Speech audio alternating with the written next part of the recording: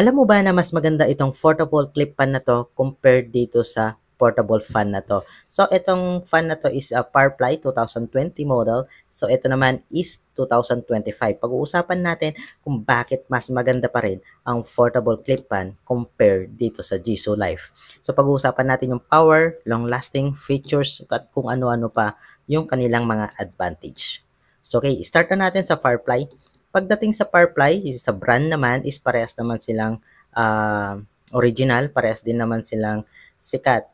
So nauso ito, medyo old na yung Firefly noong 2020 pa to.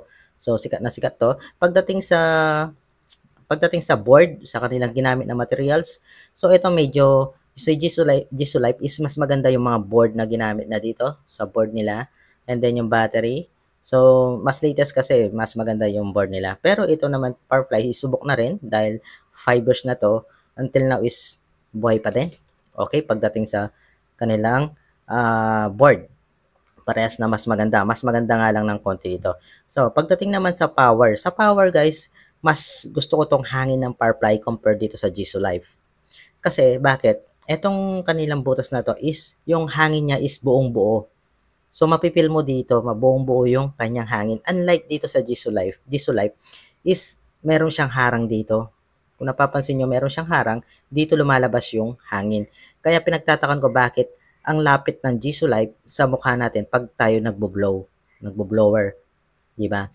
So, ito, kahit na malayo ka, is mararamdaman mo yung kanyang buo yung hangin. Unlike dito, is parang dito lang, parang limited yung space. Yun lang para sa akin. Okay, pagdating naman sa flexible, mas panalo pa rin itong Firefly. Bakit? Kasi ito pwede siyang 360. Ilagay mo lang siya sa patungan. Yan. Pwede mo siyang ikot.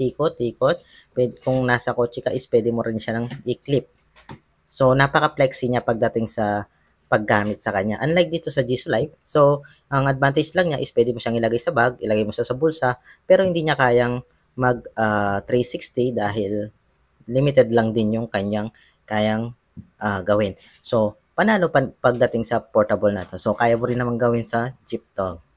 Okay, pagdating sa battery, ito is 2,000 mAh. So, meron siyang isang battery. Ito naman, Jisoo Life is merong, I think, is 2 battery ito, 4,000 mAh. So, parallel. So, long lasting, pagdating sa long lasting, panalo ang Jisoo Life. Kasi bakit? Ito is 4,000 mAh, ito naman is 2,000.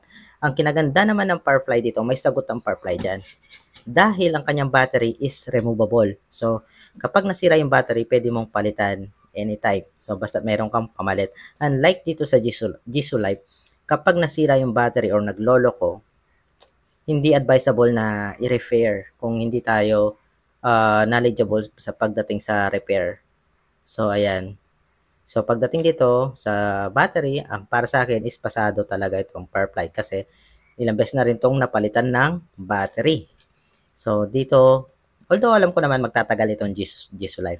Overall, sa mga nasabi ko is mas maganda pa rin ang Firefly compared dito sa Jisoo Life. Okay.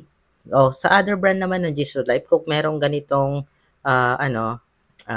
fan, piliin nyo yon guys kasi para buo-buo yung kanyang hangin compare dito sa Firefly. Siguro kung ganito yung ginamit nila sa harap, it's much better. So, ayun lang po guys. Maraming salamat po. God bless.